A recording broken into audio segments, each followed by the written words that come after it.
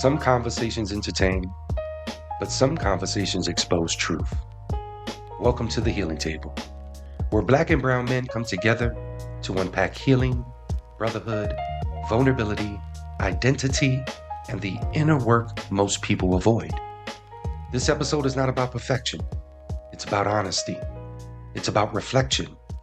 It's about what happens when men stop performing and start healing. All right, fellas, we are here today. This has been a vision.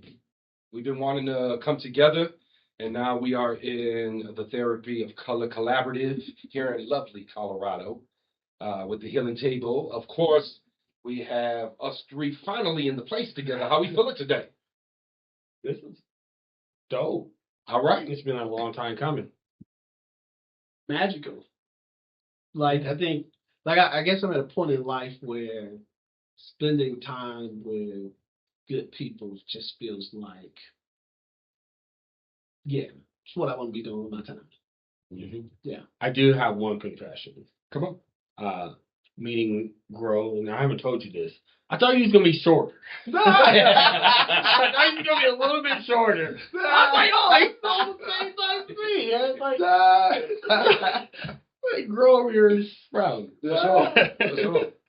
Look, fascinatingly enough, at my last physical, my most recent physical at the age of 25, my height was 5'10". Okay. My wife and I still debate about. She's like, "I think it's your hair." I was like, "No, the thing that they have, it presses down." So yeah, she's not giving it to me. That's right. She's not giving it to me. So. For sure. And I would say big ups to Growfester for coming out to Colorado and meeting us out here so we can make this happen. And y'all, we already 6 episodes in on the Healing Table. We are. And there's a lot of deepness, emotion, vulnerability, right? We did Masculinity Didn't Break Us, Yep. right? We did emotional tenderness. We did a few other pieces that really I can't remember right now, but in my mind, I know they were all there. And I obviously edit all of our videos, so I get to see them over and over. And I have to say, like, looking at the landscape of the things that we delivered, man, we put some things on the table. Facts. And they are all deep things. They are. I like you do the threads and all the things, and I was just looking at my own kind of playlist of all the things that we've done, and what I realized is y'all talk to me in different moments of my life. Mm-hmm. And what I mean by that, like when I'm struggling, like Grow will pop up and he's going in and it's like, nah, that ain't a mistake. You're supposed to learn from that. You didn't know. Give yourself grace. Or you're telling a story. Mm-hmm. And I think it's God's intervention of like love for me. How not only has he put me in your presence and he's put y'all in my presence, but he's also giving me y'all's voices at times of need. And I think that's what the Healing Table is supposed to be, like to hear people's voices that can resonate and speak to you in that time of need. Like half the time I don't know I need y'all until y'all pop up. I'm in the sauna trying to get all my stuff out, and I see y'all come through, and I'm like, oh yeah, woo. I needed that. So having y'all here in person when we see each other, but like having you, I truly would like to say like thank y'all from the bottom of my heart. Like y'all's words have gotten me through some really difficult times. You know, I think about the being in person part of this makes it tangible in a way that I think when we have communications, I feel like we give it room to breathe a particular topic. Mm-hmm. And I think I also feel y'all energy when y'all are speaking. What that's gonna feel like now is I can reach out and touch you, right? Yeah. That feels a little bit different, right? It feels like, okay, man, this is like as I thought what we had and the way we connect virtually has been so organic. Like now it was like Like y'all knew I was about to get a second hug. Like y'all was like, okay, this brother. Like I think there's a piece where we've all met other men before. And there's not always this natural space that exists, right? Sure. Where it's just sort of this pull, right? Everybody's trying to sort of figure out who everybody is. I don't feel like there was ever that conversation. I feel like it was, oh, you do this? Oh, I did this too. Oh, you just up your job. You was like, oh, I just up the year before. Man, I think we're on the same track. Oh, yeah, when I did. And so it's like, oh, bam. And then when we did our first conversation together in the healing spot, well, I was like, I can talk to these all day, right? And I think it was just natural that it was like, okay, I think we had an episode where just the three of us showed up. Mm-hmm. And then after that, it was, it makes sense, just the three of us, right? Mm-hmm. And so something that you said in terms of what this table should be, I don't think we approach topics with the should perspective, because I think we all know, and I think how we've kind of talked about it in a bunch of different lenses, that there really is no should. Because depending on what you got, should looks different, right? And so I think what we're doing at this healing table is saying it's okay to have the conversation. It's okay to talk it out. It's okay to understand. You can see it from a different perspective, the same thing from different lenses, and you don't have to marry yourself to all of the different perspectives that you have. Mm-hmm. But I think what we are saying is in the healing space is that you should minimally open yourself up to ask your question, could this be true? Right? Mm-hmm. And so I think a lot of what we talk about in the healing space, I think it is because we've talked about what we have done and have gone through. Yeah. I actually think we're producing this healing space. Right? Healing could be possible if you open up, right? If you do, right? Because you got to do something, right? It's just not going to happen just organic. You got to do something. And so I think as when you say should, the first thing I thought about was like, yeah, we wouldn't tell somebody what they should do, but we would certainly open up and say these things are possible, and you can take either one of these, or you can create that new thing. And so I love about even now. This was supposed to be, I guess, an introduction, and here we are, right? And sort of in the throes, right? It's kind of how we naturally sort of just sort of talking and sort of vibe, and so that's the thing. I was telling my wife as I had sort of the travel there, it's like, man, I'm making this trip, like this is what it is. It's gonna be here, right? And so I think for me, it was important just to actually feels like it puts a bow. Right. Yeah. Yeah, and I almost look at it too. I think of like one of my favorite hip hop groups, Wu-Tang, and their first album, Method Man talks about each member. Right? That little introduction, and he talked, right? And I kind of look at that when I think of the healing table, and I think of what we offer in that space. And I like what both of y'all said, and I think it's the space of like, we're not like putting it up there. There's intentionality, but we're not on purpose. That's right. That's right. Right? That's right. And I think the beautiful thing about that is, bro, when I look at the healing table and I think of you and your theory and the things that you bring together, you bring a perspective I don't even live in at times. Right? And then you come in and there's a tone that you bring, Michael. And I think Grove mentioned in one of our episodes, I think it was episode 3, the preacher in you, right? And that voice in you and your perspective of breaking down. I told you this a couple of weeks ago. You're very structured, and you're, like you build that structure. I'll kind of maintain the room, right? Yeah. Right. And then I think part of it is I think of that Wu-Tang thing, right? How he breaks it down. I hope that people, when they see our healing table, besides the gems we're given, right? Because we're not going to resonate with everybody who watches. They're going to want the preacher. They want grow with the theory, right? Yeah. And you know me, I'm always going to deliver the stories. That's right. Right? I'm a storyteller. That's right. And it's going to come from the passion of that storytelling. But I think bigger than that, when I look at the healing table and I edit all the videos, what's beautiful is Black and brown men coming together. Yeah. Right. What I would say is even more the timing of this moment, I think, with some of the things that are happening in this country. Mm-hmm. And I think the space where I think the division between Black and brown is starting to become a narrative.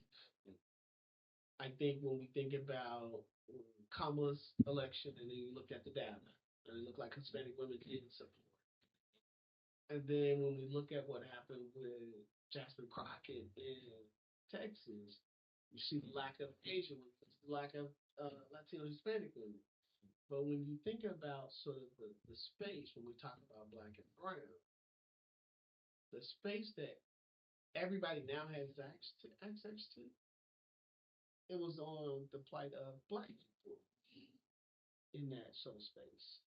Not that we should own it, but that everybody else who has access to see we all on the same team.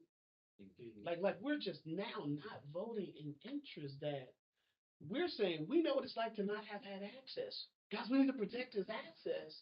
And now folks have gotten that access and can get sort of go, oh, well, I got the access, so I got what I need. And then you see Roe versus Wade come back, right? You see some of the voting rights things are starting to happen. And again, we lose that. We're all becoming the same person. And so like this sort of division, even with Asians, and you think about that plight, where there were concentration camps. Right? So how did we all of a sudden become coming out of the same circumstances of lack of access, all fighting for, well, you guys have told me this is what marriage is, and I've met this marriage that y'all said, and y'all are still for roadblocks. Like we all had to fight that same, and yet to sort of seeing this sort of division. So I think to something you said, seeing us come together and being able to, the way we all articulate the various stories that we bring to the table, the underlying thing that we walk away with every time is that at the root of it is a human. Right? We may have different perspectives on it, but we all saw a roadblock at the same thing. Right? Oh, the moment I went to my first job, I'm having to prove to them all, and I see other folks walking around looking aloof, and we go, there's a disconnect. We all can resonate with that story. And until we start to understand that, look, the descriptors of the stories may be the same, but there's a reason why if you put black and brown folks in the room, we laugh at the same time. We get the same jokes, even within the other cultures. We get it. And so there's a space where I love about where this comes, because then if I ask the question on a larger table, where else does it exist?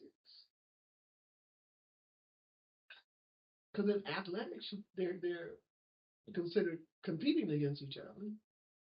In the entertainment space, they're considered competing against each other. Yeah.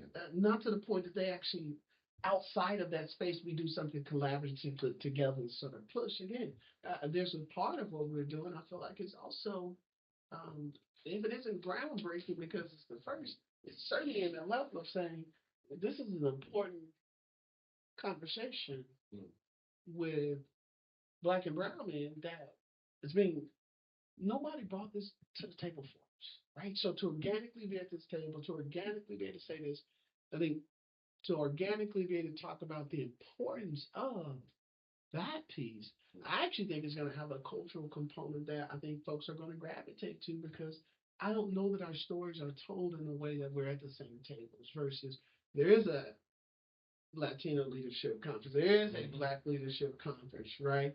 But that's probably at the same boats, right?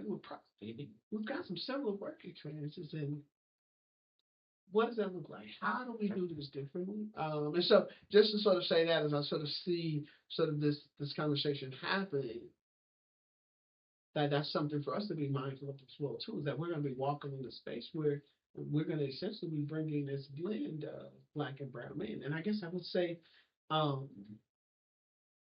Drink Champs.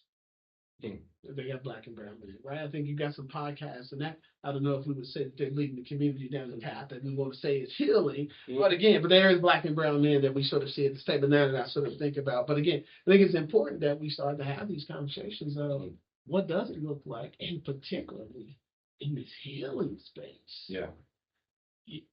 To me, like listening to both of y'all, and what Coach kind of led to, like, us coming together. One thing that all three of us have in common is we did internal work. Yeah. And because we did internal work, we can find alignment. actively doing. And yeah, it's not like, oh, I There's reached no it. doneness. That's right. That's right. It- Let's it- be it- clear with folks. There's no doneness. it's a journey. Yeah. And this kind of goes back to like some of the things when I said should and you said could. I still see it different. Like I think people should value and validate themselves. I think people should pour into themselves, and when they are consistent with working on that inner work, they don't fall for the noise and the fog of things that they could have done, or just like looking out for themselves. And the more you do the internal work, other things become options. Because a lot of times, what I see, especially in society, is because people haven't done internal work, they're holding on to things that no longer serves them. Well, absolutely. And I'm just like, why are you going for this? And you're a woman, and they're talking about taking away women's rights. Yeah. Because you're holding on to trying to win, and you end up taking the L. Yeah. Because you haven't done the internal work to say, if I said, hey, you know what, I was wrong right here, that isn't taken away from my value of me being being enough. But a lot of times people haven't done that internal work, so their losses they take as a character trait, or take it as, oh, because I lost, now I'm a loser. Like, no, I lost, now I have the opportunity to grow. Two totally different. That's right. Things. That's right.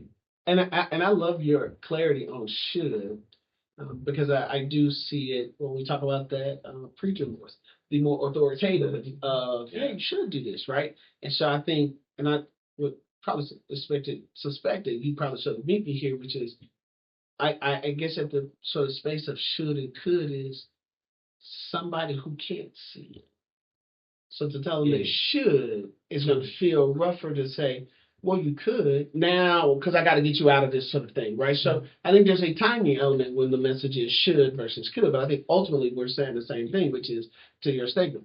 You absolutely should value yourself, and it's absolutely your responsibility. It's absolutely that. But I think in the healing space, I think when we use should versus could becomes contextual to the assignment that we're sort of in that healing space. And I love how you said, well, you should, because I think even in telling somebody that they could do it, that authoritative, well, you should. This I'm telling you, you could, but you should. But I'm saying we got to get here and we got to build this, that it is possible for you. Because sometimes if it's not possible to somebody, a should feels very something not helpful in a sort of a space, or judgy, or sort of more than what we're actually saying. And I think that's probably how that's how I received when I heard the should. I was like, well, we're offering it in this say, because to some folks, when we say should, they're gonna get it.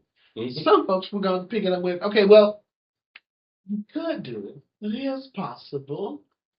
And what does that look like? Now, I love what y'all saying, and I think of the healing table and kind of like taking it in as not just the person who delivers it, taking it as someone who takes in the gems, right? I edit, so I hear the gems left and right.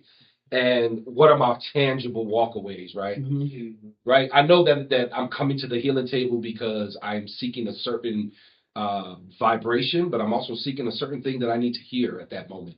It's kind of like the music connection when you put on a song that brings you to that space. Yeah. Like this morning, I was getting the jerk chicken pizzas together. I was listening to some reggae. Only rap. Right? It brought me in that mood. It centered me because I'm a big believer in that food tasting good. So where's my energy when I'm making it?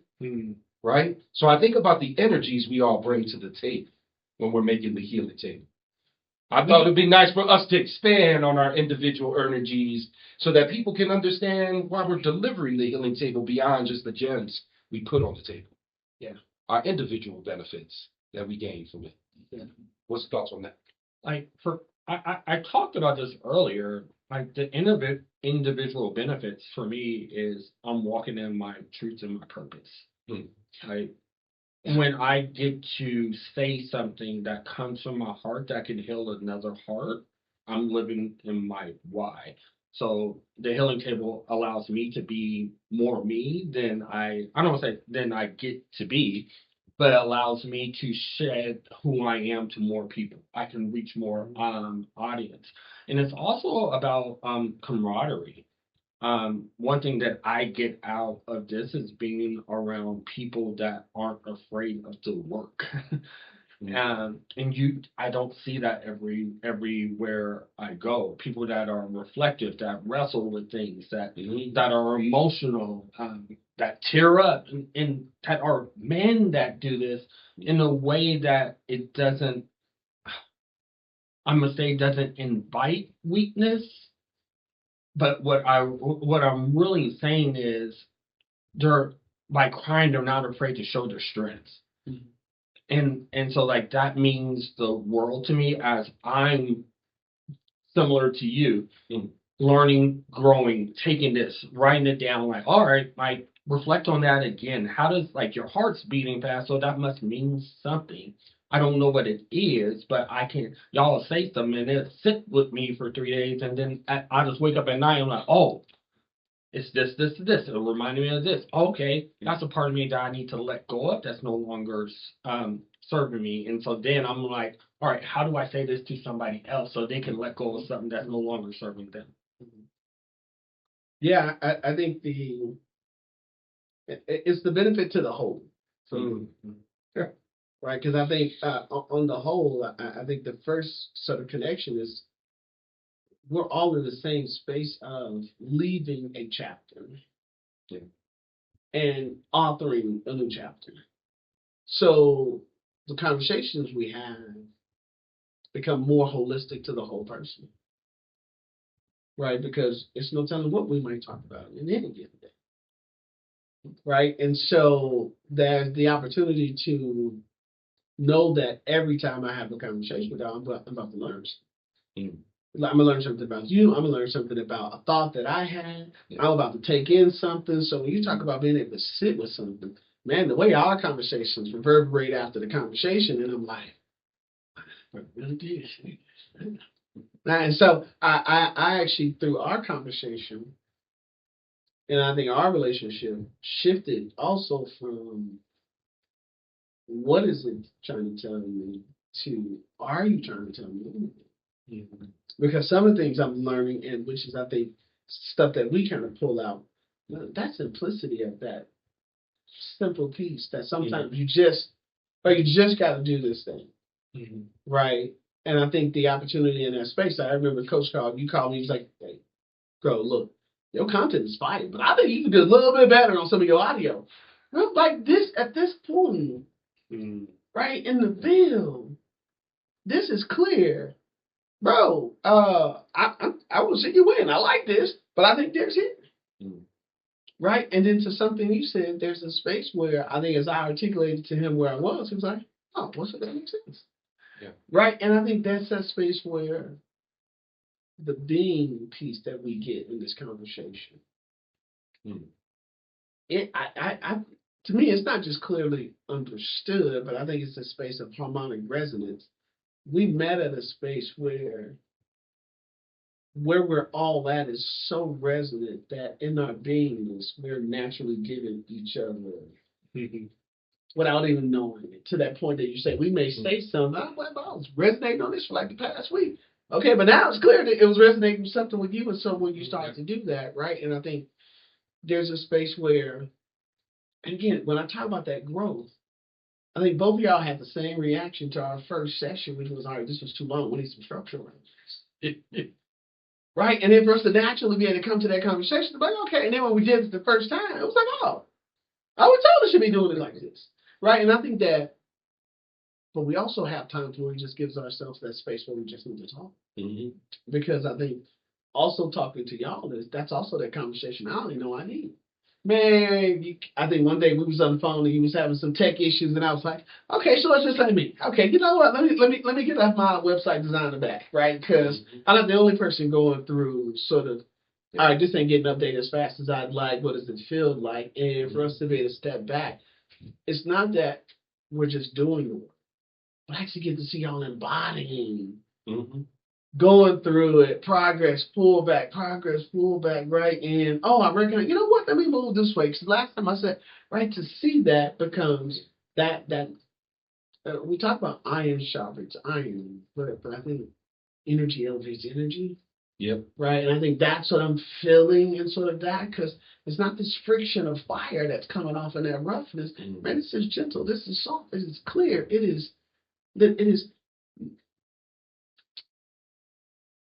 It's something that, again, I've even in my closest guy friendships, where we talk about some of the same things that we're able to talk about, but we're not all coming from a healing, I've done the work perspective. The conversation is different when you're in that space versus you're in a space where everybody's just still wilding out. And it's like, okay, all right, are we just being foolish here and I just got to let this go? Or is this I'm sitting trying to coach the room right here to be like, all right, guys, we can do a little something. Right? I think y'all know what that space like when you're just cooling it. Mm-hmm. And so I think that's a space where I think for me, when we talk about what's getting out, it feels so much more whole than just individual from that perspective for me. Yeah, I think for me, it's everything you both said. But I'm already an emotional person, right? And that's going to happen. But as I get older, my emotion sits in a different space than what it set in when I was young. And part of that is that sometimes that older, where it sits in that older space, it doesn't want to automatically come out in the same way when I was in the younger space. Sometimes that younger space just ran out because it was just young. You didn't know the damn better, right? We're here, I'm just like, I know no better. I don't know if I want to expose myself like that, right? And I have to say, our last session we recorded, I shedded some tears and I had a moment and I told y'all brothers, like, man, this was good for me. And I had tears before that situation as well. So it was like, it was double the work. Ironically, we say that while we sit in the therapy office. Right? But when I think of the healing table, specifically, when I think of what it does for me individually, it's just that. I healed in that session. Right? I healed in that session, recognizing that there was something going on in me. There was something that I was recognizing within myself to release some of that pain from my teenage years. Right? And that space gave me that. And that was powerful. So there's that part, right? But then there's the connection. And there's the connection of our spirits. Besides our vocalization and our thoughts and our theories and our perceptions and our own individual spaces that almost align. We like on different tracks, but we on similar paths, right? I feel like all of that comes together. And what you said about the that energy, creating energy, and that, it's almost that beautiful energy that creates this beautiful synergy. That's right. Right? And then the synergy just takes off and it resonates in us after, right? Because after that last session we did, I had to think about a little more, like, especially when I did the editing, I was like, do I want to release this part of me out there? Right? Where the younger person would have been like, the older person is like, oh, let me wait. So I believe I wouldn't have done that if I didn't feel safe with you two. I wouldn't have done that if I didn't feel healed enough and in my own space to kind of be there to say, I got to release this. Right? So in saying that, we're going to wrap up this session. We hit our time. What do you want to tell the folks? Our folks about this. This was a reflection on our healing table. This was a reflection on the 6 episodes. What's the gem to bring them back? We got a whole new year coming up. We're doing some live stuff, as you can see. What's the takeaway on this one for them to know about the healing table? To me, I think that the biggest takeaway is your vulnerability in the last episode and what came after healing. And what comes after healing is something new. You're allowed to be something different. There's a rebirth. There's a reverberation of your energy, of your synergy, of your life. And you could have that too. And I'm going to say you should have that too. I think you should come back because you could find some tips and tools of what it's like to be on the healing journey. Because I think something that Coach said that I think you find in every episode, we're not afraid to be, and we don't know how to not be, and we got no interest in not being at this point. So there's no point that we're going to have a conversation about, well, one of us is going to hold back from just being.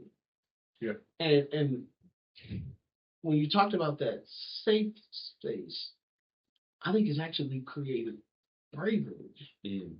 Because one of the things we're doing is, so I serve on this organization called the 10X Man Cave, and the director that he talks about is the brave space. And I think what we are creating is this inner bravery to continue to be able to show up like this. Right? This space is actually helping us in our roots growth. Because when we do it, we know what it's like to do it in the space where other healers are around you.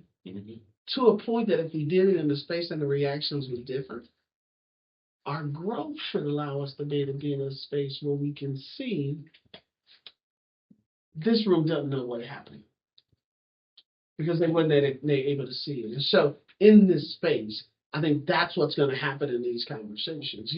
No matter what you're coming into the conversation for, what you're going to find is you're going to find a question opening up our experiences. And we're going to always attach those experiences to how we learn from it, how we are in the process of healing. And I think it's in that space where I think people should come back, because you could get a lot of this info here. Healing does not always begin with answers. Sometimes it begins with honesty. Sometimes it begins with being seen. Sometimes it begins with finally sitting at a table where you no longer have to pretend. Thank you for pulling up a chair with us at the healing table. And until the next time, please protect your peace. Continue to do the inner work and never be afraid to have the conversation that healing requires.